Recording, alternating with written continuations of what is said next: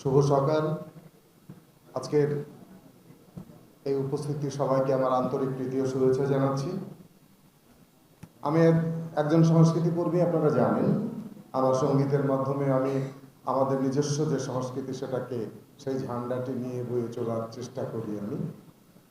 আমার নিজস্ব যে পরিচয় যেটুকুই আছে আপনারা কম বেশি অনেকে জানেন। আমি আসলে আজকে এখানে এসেছিলাম বা এই ধরনের উদ্যোগ যেগুলো শশার সহ আমাদের বাংলাদেশের ঢাকাতে আমাদের নিজস্ব সংস্কৃতি, আমি বারবার এই কথাটা বলি, এই নিজস্ব সংস্কৃতি চর্চা যারা করে এবং এই আমাদের সেনানী যারা আছে তারা প্রত্যেকে আমার অত্যন্ত স্নেহের এবং সবার সঙ্গে কম বেশি আমার ব্যক্তিগত যোগাযোগ আছে।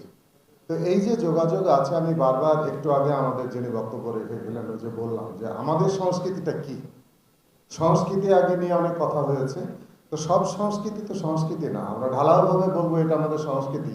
আমি বাংলাদেশের মানুষ, যুগ যুগ আমাদের নিজস্ব একটা সংস্কৃতি আছে। সেই সংস্কৃতিকে আমরা বহন করব না, উল্টো কোনো জিনিস নিয়ে এসে জোর করে চাপিয়ে দেবে আমার উপরে, সেটা তো আমার সংস্কৃতি হিসাবে আমি মেনে নেব না। আমি উচ্চাঙ্গ সঙ্গীত সহ আমাদের সঙ্গীতের সমস্ত শাখায় আমি বিচরণ করি। আমি নিজে শুধু সঙ্গীত পরিবেশন করি না, আমি পরবর্তী প্রজন্মকে তৈরি করি। বাংলাদেশে একটা জেনারেশন আমি প্রতিষ্ঠিত করতে পেরেছি ইনশাল্লাহ, আল্লাহর রহমতে। এবং যে নতুন জেনারেশন এখন আমার কাছে যারা শিখছে তারাও মোটামুটি একটি অত্যন্ত সম্মানজনক জায়গাতে তারা আছে।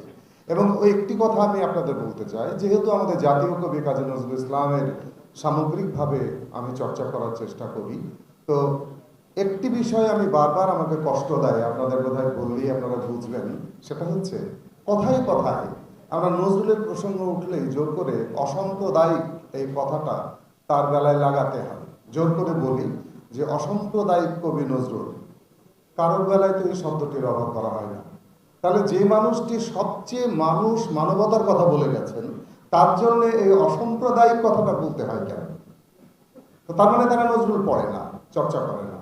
তো এই ব্যাপারটি আপনাদের সবাইকে বুঝতে হবে। আমরা যদি আমাদের যে নিজস্ব সমৃদ্ধ সংস্কৃতি আছে সেই সংস্কৃতি যদি আমরা চর্চা করি, নিঃসন্দেহে আমাদের জাতীয় কবি এবং সেই সঙ্গে আমাদের পরবর্তীকালের অনেক কবি আমাদের আছেন, তাদের আদর্শ, তাদের লেখা, তাদের কথা আমরা সে ঝান্ডা হিসাবে সামনে নিয়ে আমার দেশের সংস্কৃতি নিয়েই আমরা বলিয়ান হব এবং শক্তিশালী একটি প্ল্যাটফর্ম তৈরি করতে পারব।